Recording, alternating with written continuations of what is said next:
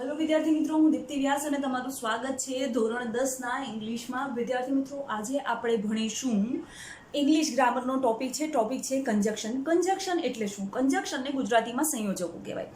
સંયોજકો એ એવા શબ્દો છે, કંજક્શન્સ છે એ એવા શબ્દો છે કે જે બે શબ્દોને જોડે છે, બે શબ્દ સમૂહોને જોડે છે અને બે વાક્યોને જોડે છે।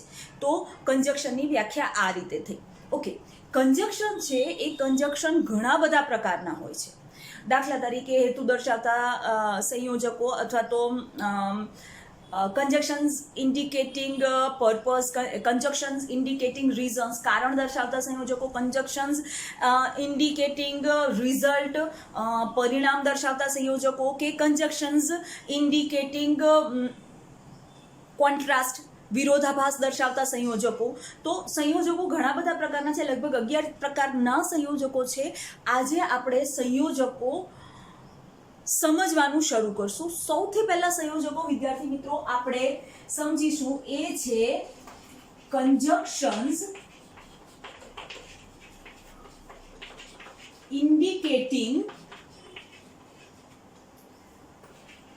રીઝન્સ, કારણ દર્શાવતા સંયોજકો। કારણ દર્શાવતા સંયોજકો કયા છે? કારણ દર્શાવતા સંયોજકો 4 છે, એઝ, સિન્સ, બીકોઝ અને ફોર। ચારે ચારનો અર્થ થાય છે કારણ કે। કયા સંયોજકો છે? તો ભાઈ એ સંયોજકો છે એઝ, સિન્સ, બીકોઝ અને ફોર। આ ચારે ચાર સંયોજકોનો અર્થ થાય છે કારણ કે। હવે સૌથી પહેલા આપણે બીકોઝ અને ફોર લઈએ। બીકોઝ અને ફોર મોટા ભાગે વાક્યની વચ્ચે આવે, મોટા ભાગે। ક્યાંય આ બંને શબ્દો વાક્યની શરૂઆતમાં ના આવે। આ બંને શબ્દો બહુ રેર એવા કિસ્સામાં એ લોકો શરૂઆતમાં હોઈ શકે, પણ મોટા ભાગે બીકોઝ અને ફોર છે એ વાક્યની વચ્ચે આવે છે।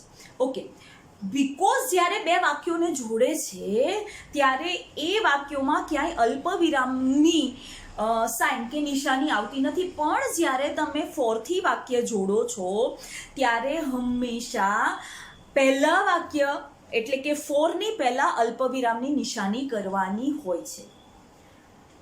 ત્રીજો એનો મુદ્દો, બીકોઝ અને ફોર છે એ વાક્યની વચ્ચે આવે છે।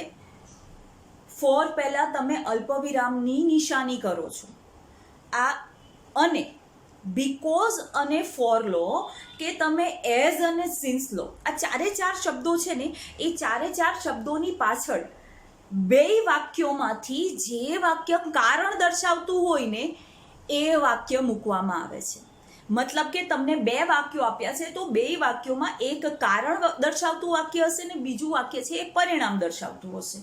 તો ચારે ચાર સંયોજકોનો જ્યારે તમે ઉપયોગ કરો છો ને વિદ્યાર્થી મિત્રો, ત્યારે જે વાક્ય કારણ દર્શાવે છે ને એ જ વાક્યોને બીકોઝ, ફોર્સ, એઝ અને સિન્સની સાથે મૂકવાનું। તો આ કોમન નિયમ થઈ ગયો। ચારે ચારનો અર્થ કારણ કે થાય છે અને ચારે ચાર સંયોજકો પછી કારણ દર્શાવતું વાક્ય જ આવે। હવે સૌથી પહેલા બીકોઝ અને ફોર લઈએ કારણ કે એ બંને વાક્યની વચ્ચે આવે છે, એ પછી આપણે એઝ અને સિન્સ સમજીશું। તો બીકોઝ અને ફોર વાળા વાક્યો, તો વાક્ય કેવી રીતે બને? તો હું અહીંયા આગળ લખું છું, હી વોઝ એબસન્ટ, તે બીમાર હતો। હી was sick, he was absent, તે ગેરહાજર હતો। he was sick, તે બીમાર હતો। હવે અહીંયા આગળ આ પરિણામ છે કે એ ગેરહાજર હતો। આ ઘટના છે, એ ઘટના પાછળનું કારણ શું હતું? એ કારણ હતું કે ભાઈ એ બીમાર હતો। ગેરહાજર હોવું એ પરિણામ છે, એ એક કારણ પાછળનું પરિણામ છે। તો વાક્ય એવી રીતે થાય। હવે આને મારે બીકોઝ કે ફોર થી જોડવું છે, તો હું કેવી રીતે જોડીશ? તો આ વસ્તુ આવી રીતે થશે કે ભાઈ હી વોઝ એબસન્ટ બીકોઝ, કારણ કે હી વોઝ સિક। બીકોઝ થી વાક્ય જોડો છો તો વાક્ય આ રીતે બને, ક્યાંય અલ્પવિરામ નહીં. હવે આ જ વસ્તુ મારે ફોર થી જોડવી છે તો એ કેવી રીતે થશે? તો ભાઈ હી વોઝ એબસન્ટ, અલ્પવિરામ મૂકો અને પછી લખો ફોર હી વોઝ સિક. આ બંને વાક્ય થઈ ગયા.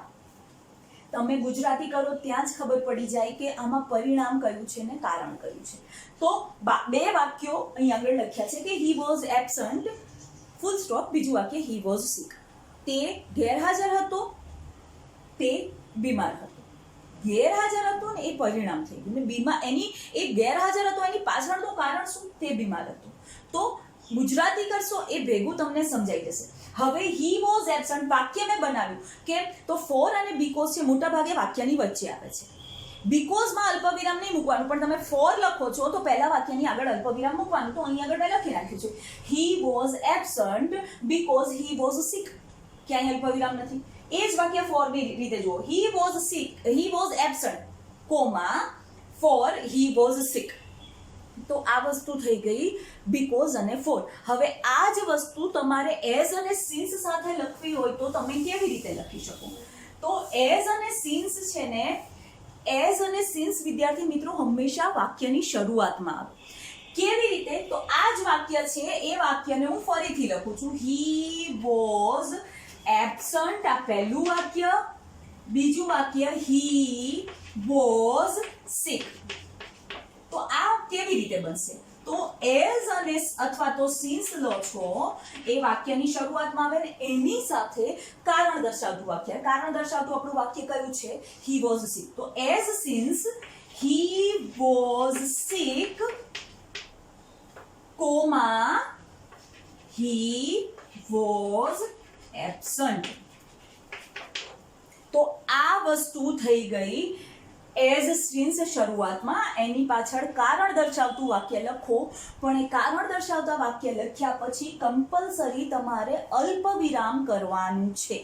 તો એ વસ્તુ અહીં આગળ થઈ ગઈ, મેં અલ્પ વિરામ મૂકી દીધું. તો આ એઝ અને સિન્સ, બીકોઝ અને ફોર વાક્યની વચ્ચે આવે. પહેલા તો એઝ સિન્સ, બીકોઝ અને ફોર એ ચારે ચારનો અર્થ થાય કારણ કે. એ ચારે ચાર છે એ ચારે ચારનો ઉપયોગ તમે જ્યારે કરો છો તો એની પાછળ હંમેશા કારણ દર્શાવતું વાક્ય આવે. આ કોમન નિયમ. હવે જુદું શું પડે? તો બીકોઝ અને ફોર મોટા ભાગે વાક્યની વચ્ચે આવે. બીકોઝ જ્યારે તમે વાપરો છો ત્યારે અલ્પવિરામ મૂકવાનું નથી, પણ ફોર તમે વાપરો છો ત્યારે પહેલા વાક્યની આગળ ફોર પહેલા અલ્પવિરામ મૂકવાનું છે. બીકોઝ વાપરો છો ત્યારે અલ્પવિરામ નથી મૂકવાનું. ફોર વાપરો છો ત્યારે પહેલા અલ્પવિરામ મૂકવાનું છે ફોરની પહેલા વાક્યની પછી. ઓકે. એઝ અને સિન્સ હંમેશા શરૂઆતમાં આવે, એની સાથે હંમેશા કારણ દર્શાવતું વાક્ય હોય અને એ કારણ દર્શાવતા વાક્ય પછી અલ્પવિરામ મૂકીને બીજું વાક્ય મૂકવાનું આવે છે. તો આ વસ્તુ થઈ ગઈ કારણ દર્શાવતા કંજક્શન સંયોજકો. હવે પછીના સંયોજકો છે વિદ્યાર્થી મિત્રો એ છે કંજક્શન્સ ઇન્ડિકેટિંગ રિઝલ્ટ.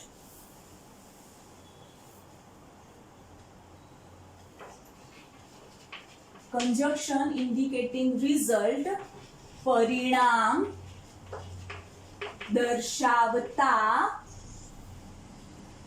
સંયોજકો કયા કયા છે? સો, ધેરફોર અને ધેટ. સો, ધેરફોર અને ધેટ એ પરિણામ દર્શાવતા સંયોજકો છે. સો, ધેરફોર અને ધેટ ત્રણે ત્રણ હંમેશા વાક્યની વચ્ચે આવે છે. સો, ધેરફોર અને ધેટનો અર્થ તમે તેથી, ગુજરાતીમાં તેથી અથવા તો આથી એવી રીતે લઈ શકો છો. ધેટ છે એ ધેટનો અર્થ તમે કે પણ કરી શકો. હવે એ ઉદાહરણ દ્વારા સમજીએ. હંમેશા યાદ રાખજો, જેમ બીકોઝ, સિન્સ, એઝ અને ફોર છે એ કારણ દર્શાવતા વાક્યોની સાથે વપરાય, એવી જ રીતે સો, ધેરફોર અને ધેટ હંમેશા પરિણામ દર્શાવતા વાક્યની સાથે જ વપરાય. ઉદાહરણ છે વિદ્યાર્થી મિત્રો કે ભાઈ બે વાક્યો લખું છું. We had no money full stop.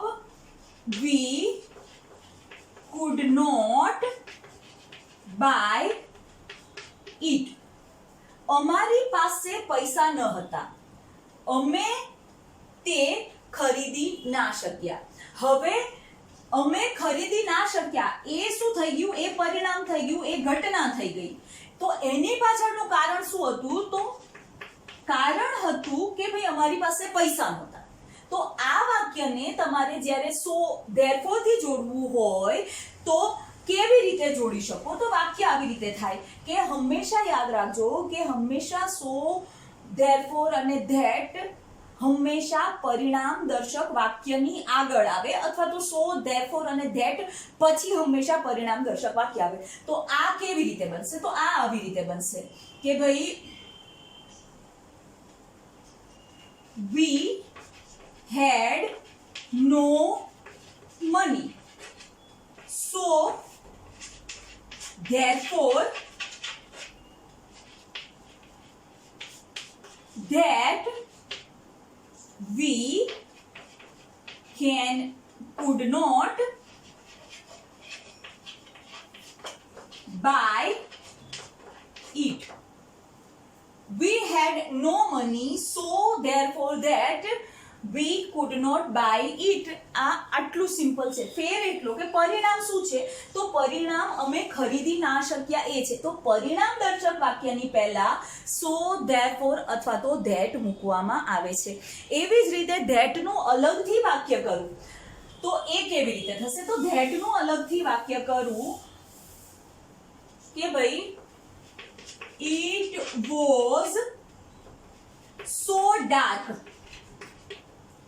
we cannot see anything.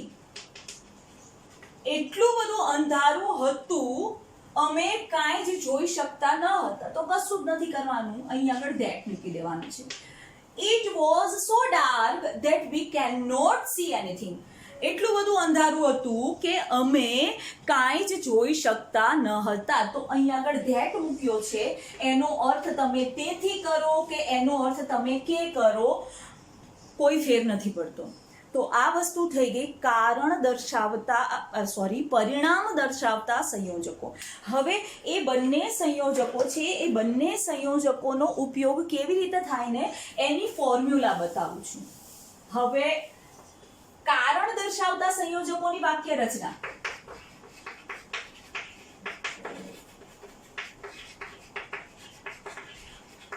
કારણ દર્શાવતા સંયોજકોની વાક્ય રચના આવી રીતે થશે. પરિણામ દર્શાવતું વાક્ય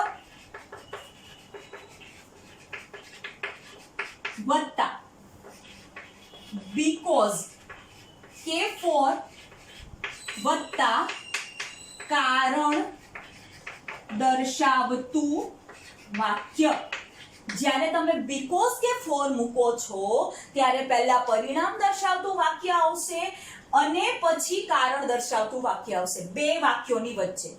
પણ જ્યારે તમે એઝ સિન્સ નો ઉપયોગ કરો છો તો એ આવી રીતે થશે. એનું વાક્ય રચના આવી રીતે થશે. એઝ સિન્સ, એઝ અથવા સિન્સ વત્તા કારણ દર્શાવતું વાક્ય અલ્પ વિરામ, અહીંયા પ્લસ નહીં આવે, અલ્પ વિરામ મૂકવું કમ્પલસરી છે, પરિણામ દર્શાવતું વાક્ય. આ થઈ ગઈ બંનેની વાક્ય રચના. જો તમે બીકોઝ કે ફોર વાપરો છો તો ક્યાંય અલ્પ વિરામ નથી મૂકવાનું, વાક્યની વચ્ચે મૂકવાનું છે. પહેલું વાક્ય પરિણામ દર્શાવતું હોવું જોઈએ, બીજું વાક્ય કારણ દર્શાવતું હોવું જોઈએ. જ્યારે તમે એઝ અને સિન્સ વાપરો છો ત્યારે એઝ અને સિન્સ પછી કારણ દર્શાવતું વાક્ય હોવું જોઈએ. અલ્પ વિરામ કરીને તમારે પરિણામ દર્શાવતું વાક્ય મૂકવાનું રહે છે. તો આ વસ્તુ થઈ ગઈ એઝ અને સિન્સ, બીકોઝ અને ફોર કારણ દર્શાવતા વાક્યો. હવે પછી અને પરિણામ દર્શાવતા વાક્યો ની વાક્ય રચના આપણે જોઈ લઈએ. અહીં આગળ પરિણામ દર્શાવતા વાક્યની વાક્ય રચના આપણે જોઈ લઈએ તો એ કેવી રીતે થશે. તો અહીં આગળ એ વાક્ય રચના આ રીતે થશે. કારણ દર્શાવતું વાક્ય પ્લસ સો અથવા તો ધેરફોર અથવા તો ધેટ વત્તા પરિણામ દર્શાવતું વાક્ય. આ થઈ ગઈ વાક્ય રચના. સો ધેરફોર અને ધેટ થી તમે વાક્ય જોડો છો તો શરૂઆતનું વાક્ય કારણ દર્શાવતું હોવું જોઈએ. સો ધેરફોર ધેટ પછી હંમેશા પરિણામ દર્શાવતું વાક્ય હોય છે. તો વિદ્યાર્થી મિત્રો, આ થઈ ગયું કંજક્શન શોઈંગ રીઝન અને કંજક્શન શોઈંગ રિઝલ્ટ. હવે પછીના નેક્સ્ટ લેક્ચરમાં બીજા બે ટાઈપ્સના કંજક્શન લઈને આપણે મળીશું. ત્યાં સુધી take care, B happy and good bye.